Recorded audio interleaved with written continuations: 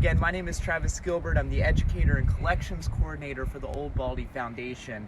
You may have joined us this morning with Quarantine Collections. We discussed the original lighthouse, the 1794 lighthouse constructed here on Bald Head Island that predates Old Baldy. So thank you for joining us. If you couldn't, that video is now on our YouTube site. Thanks to Abby Sachs, our Special Events and Marketing Coordinator. So you can access that video throughout the remainder of your self-isolation. But this afternoon we're here at the beautiful Shoals Club at Cape Fear, one of 3 capes located in North Carolina. And we're going to discuss the United States Life-Saving Service, which you can think is kind of like a precursor to the Coast Guard. And one of the very first stations in this area was located here at the present-day Shoals Club.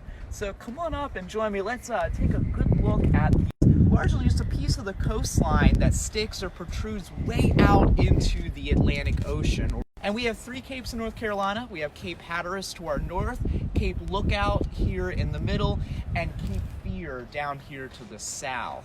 Now, Cape Fear is created by this eastern-facing beach colliding with a southern-facing beach, which is beyond the Shoals Club here. And the collision of that eastern-facing beach and that southern-facing beach is creating an arrowhead, or the top of a triangle, different ideas, hypotheses, suggestions on how Cape Fear got its name. If anybody tells you they know for certain how Cape Fear received its name, they're probably fibbing just a little bit. So we're not going to dive into that, but for now know that Cape Fear, extending about 20 to 30 miles off of that arrowhead, that collision of that southern and eastern facing beach, is a shoal. And a shoal is just a semi-submerged sandbar. And you can see the sandbar out there. Those white caps located right in the middle of the water. That is an indication that the water is very shallow there. There's a sandbar lurking underneath. Very familiar with it. If you're a North Carolinian, 9 times out of 10 you may have been out on that oceanic highway. It is a warm body of water flowing from down towards Florida and the Caribbean, the tropics, right up the eastern seaboard. Well, it flows north. So let's say you're a ship and you are heading from Philadelphia, you are heading from Boston, and you're trying to get to the Caribbean. You're not going to want to have to fight that current the whole way down the eastern seaboard. You're going to either have to go beyond the current, way off of the Atlantic Ocean or the eastern seaboard, or you're going to have to hug the coastline close enough to the shore that you're not going to be fighting that current during your southern travels down the eastern seaboard. Well, think like a mariner, think like a ship captain. If things go wrong, you want to be as close to land as possible, so at least you can be saved, at least you can get to shore. The preferred way to not fight that current if you're heading southward is to hug the coastline. What was that? 23. Okay. Viewers. Great. 23 of y'all are joining us. We really appreciate you joining us out there. Tell us where you're from. Yeah, where are y'all from? We have Chris Webb, our Executive Director behind the camera here. Give a shout out. Tell us in the comments where you're listening in from, where you are, if y'all are healthy. We'd love to say hello. We got some great supporters out there. So yeah, these ships, they're staying close to the eastern seaboard, so they're not fighting the currents of the Gulf Stream, and they have a plan B. They have a way to escape if they become shipwrecked. Well, that's what's going to happen. Plenty of these ships trying to traverse Cape Fear and Frying Pan Shoals, they're 30 to 30 miles into the Atlantic Ocean from the point of view. So many preventative methods. There's only so many lighthouses we can construct up and down the eastern seaboard. So, and it is going to be the United States Life-Saving Service. Established by an act of Congress in 1871. Now, there had been other life-saving service stations, particularly up in the northern states along the eastern seaboard before 1871. But that is the year that Congress appropriates enough funds and institutionalizes this service within the Department of the Treasury. And if you were listening earlier, you joined us during the quarantine collections, you might be familiar that the Lighthouse Service was part of the Treasury Department before it became an entity of the United States Coast Guard in the 20th century. Well, in 1871, I'm sure they wanted to build a station out here on Cape Fear because Pan Shoals was that treacherous, but they didn't get around to building a station here until about 1882. And it was the first station located in the greater Lower Cape Fear area. It was known as Cape Fear Life Saving Service Station.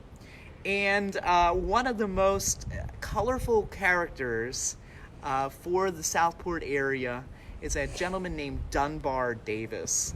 And he is the gentleman that serves as the first keeper, or you think of officer, in charge of Cape Fear Life Saving Service Station. Now, underneath Dunbar Davis is a collection of 6, and then they increased it to 7 surfmen. And you can think of surfmen as enlisted men. Well, unfortunately, when they got started here in 1882 at Cape Fear, they were not a year-long service. They had what we call a season, and it tended to be during hurricane season and the winter months when our coastline is battered by these nor'easters. North Carolinians, we definitely understand, nor'easters can be just as treacherous and just as dangerous as hurricanes along the eastern seaboard. So the men, they lived out here in a station. There was a lookout tower built onto the roof of that station, and during the hurricane and nor'easter seasons, they are watching out over those shoals. And when they see a shipwreck out there, they have 2 options in order to respond. 2 ways to help the crew and the captain reach the safety of the shoreline. Now, the first method they're going to use is what we call a Lyle gun. It was part of this larger entity that was called a beach apparatus cart. It's basically a small wagon. They're going to pull that wagon out onto the beach from the station. And from that wagon, they're going to pull off their Lyle gun. It's a small howitzer cannon. We have one at the Smith Island Museum of History on exhibit today. And that Lyle gun had the opportunity or the skill to fire a roughly 17-pound projectile or bullet-shaped cannonball that had a rope attached to the cannonball. So the surfmen would take their Lyle gun out, they'd fire that 17-pound cannonball out, and if they aimed it right, it would hit the wrecked vessel out there on the shoals, delivering that end of the rope to one of the survivors, who would untie the rope from the projectile or cannonball and retie it to one of the parts of the shipwreck, one of the masts or whatnot, that was sticking out of the water. Well, a lot of times we have a shipwreck, we have a rudder in Old Baldy Lighthouse. That crew didn't speak a lick of English. They were all Spanish. So how did you communicate this to the shipwreck victims who might be from France or Spain or Portugal or somewhere down in the Caribbean? It's not guaranteed that they're speaking English. Well, what they're going to fire along with that cannonball is what we call a tally board. It is literally a piece of board, a piece of wood, and painted on that piece of wood are instructions, step-by-step instructions on how to use this beach apparatus, or how to use what we call the Lyle gun, and what I'm going to explain in a few minutes, the breeches buoy.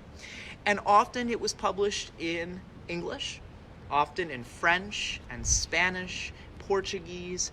A variety of languages are on that board to instruct those crew members stuck out there on the shoals, how to use this apparatus, how to use this equipment that they may be unfamiliar with.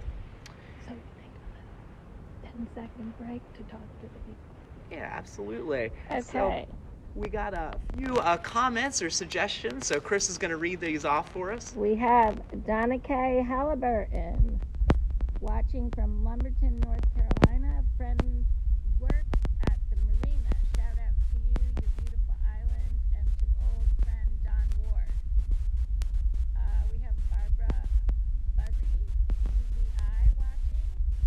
Can't wait to be able to visit again. Patricia Caden. Hi, Travis. Hello, Patricia.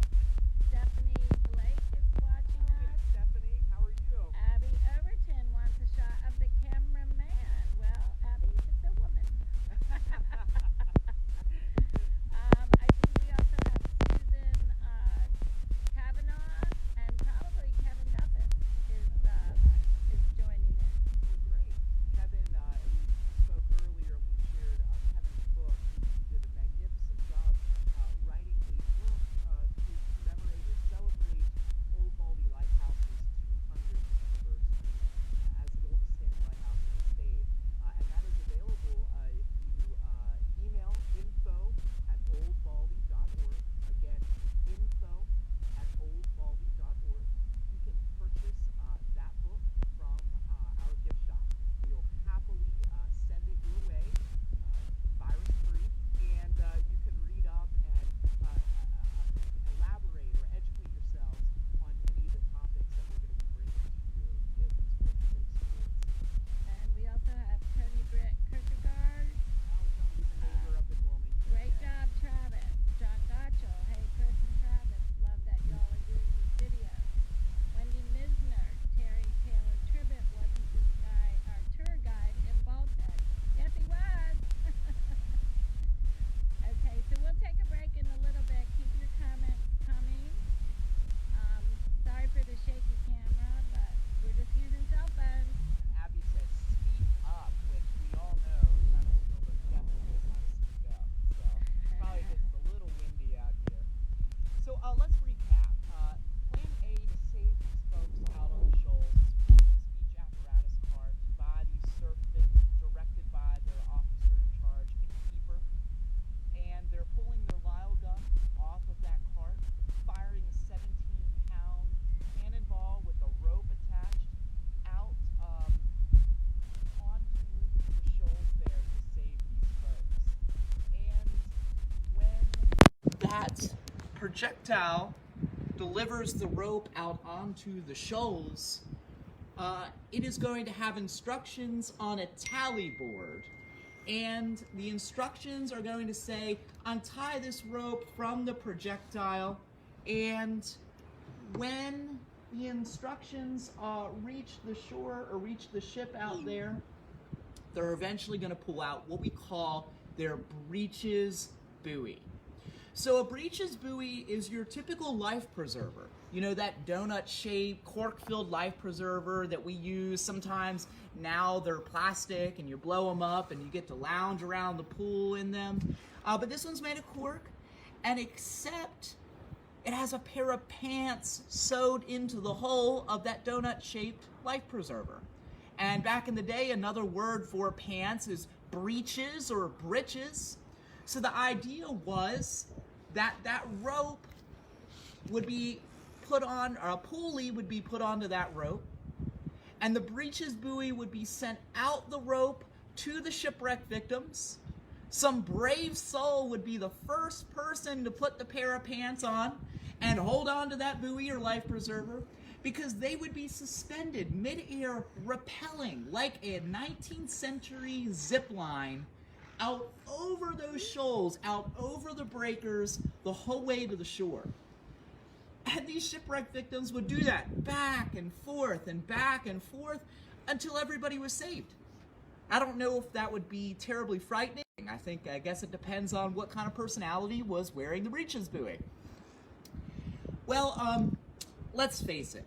The Lyle gun only had a range of about 700 yards, roughly a half mile. And most shipwrecks are going to occur offshore. Remember, these shoals go for 20 to 30 miles off of Cape Fear, so in most cases, these surfmen are going to rely upon Plan B, which is pulling out their surf boats.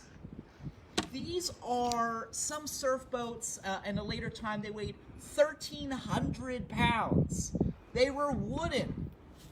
And if you think they had a motorboat to use, you're thinking at the direction of their keeper were rowing these surf boats miles and miles offshore, out over these breakers, in hurricanes, in nor'easters, in a day and at night for hours upon hours of time, just to collect all the dead weight of the survivors aboard that shipwreck, crashed aground on the shoals, and turn around right back to where they started, back to the state. We know that that occurred here.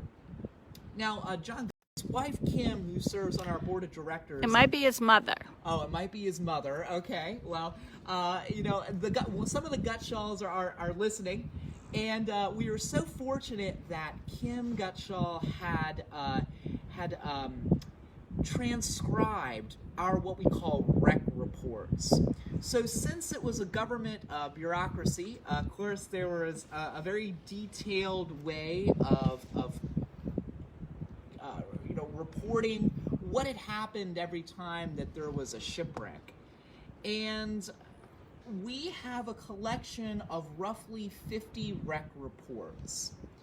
And they detailed what equipment they used. There was a small area for the keeper or the the officer to write down to Washington, D.C. what had occurred during this rescue.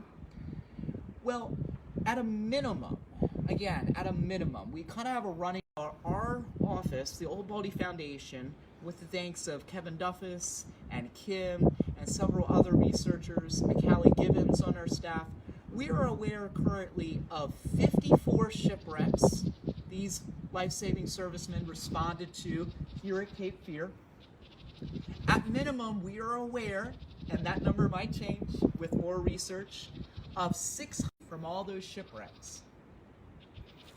And they did all that with a 0 casualty rate. No surfman, no keeper died while performing a rescue here at Cape Fear. Really is an amazing feat. Really speaks to the skill and the heroism and the courage of these surfmen here at Cape Fear. 0 casualties, 50-some times that they went out. And I hate to tell you, but shipwrecks usually don't occur on beautiful days like this. It's 70-some degrees and a nice little sea breeze coming off the shore. So the wreck reports that go from about the late 19th century into the early 20th century, you see around 1915, they built a brand new Coast Guard station on Bald Head Island's southern beach, about 1.5 miles away from us, towards our west, back towards the river. And the construction of that new station coincided with Congress consolidating different branches of government related to the open ocean, such as the Revenue Cutter Service and the Life Saving Service. And in 1915 was born the modern Coast Guard as we know it today. So when they began operations at the Coast Guard station on South Beach, the Life Saving Service was no longer. And now we kind of celebrate the legacy and the heroism of those surfmen located here at Cape Fear Life Saving Service Station. We have any comments or any other, ideas? Anybody else listening in, give a shout out. We'd love to answer any questions that you may have. Just shoot them in the comments, and Chris, our lovely camera woman and executive director, will shout them out to us. John Gottschall said, haha, yes, it's his mother, not his wife. Well, hello, John's mom. We're very fortunate to have that family on our team at Old Baldy. They've done amazing work, and I've benefited in my job from Kim's meticulous research at the National Archives. And I know author Kevin Duffus would concur with all that work that she's done. I don't see any comments from anybody. So, a lot of folks, just like maybe you joined us earlier, are kind of kept speaking in the past tense about that lighthouse because it is no longer. Unfortunately, the life-saving service station is no longer as well. And it kind of has a very similar ending as that previous lighthouse that predates Old Baldy. The sea kept changing its course. The sea kept encroaching on the station at around, I think, 1907, roughly. They actually had to move the station. They had to move it further inland, away from the beach, because the high tide was encroaching on the station. And that was one of many factors that are into play about why they tear down that station here at Cape Fear. Yeah, we do have a comment from Susan, and she says, it looks beautiful there. Susan Wyman, so where are you? Yeah, so we're sitting on the deck of the Shoals Club here at Cape Fear. Illegally, we might add. Well, we have washed our hands to be here. We have been washing our hands very thoroughly, and that's a great point maybe we want to talk about. So half of our staff is self-isolating in Wilmington. They've been working remotely, 2 out of our 5 staff members, and then the other 3, we have been staying put here on Bald Head Island just to minimize the amount of travel between the urban areas and this beautiful island. We definitely want to play our part to ensure that Bald Head Island remains healthy and remains self-quarantined. We're not bringing any germs or any viruses from the mainland over here. So Chris and Jess and I have been staying put, and McCallie and Abby have been working hard remotely from their homes over on the mainland. And Susan is in Annapolis, Maryland. Love Annapolis. Yeah, absolutely. My alma mater is in Frederick, Maryland. So I was born in Pennsylvania, but I'm a Maryland boy through and through. Okay, well, Natalia says she's going to come here in August. Well, we'd love to have you. Yeah, love to have you. Yeah. Come visit us at Old Baldy. Of course. So yeah, another reason they had to move that station here at Cape Fear is they couldn't communicate with a station that was built just a few years after Cape Fear Station on Oak Island. And if you're familiar with Bald Head Island, if you visited, if you're a local to Southport, Oak Island is where the other lighthouse is located. The lighthouse built in 1958. Well, they built a station over there in the mid to late 1880s. And because of the topography here on Bald Head Island, Cape Fear Station, located here along this eastern beach, could not see or could not effectively communicate via semaphore flag with the station located at Oak Island. And us historians familiar with the activities and the rescues here at Cape Fear Station know that 9 times out of 10, they are helping one another. That the Surfman at Cape Fear Life-Saving Service Station rarely performed a rescue without being assisted by their counterparts located and headquartered out of the Oak Island station. So they thought if they could move the station out around this cape and on the southern-facing beach, they could see one another, albeit using binoculars, and communicate much quicker and much faster, more effectively via semaphore flags.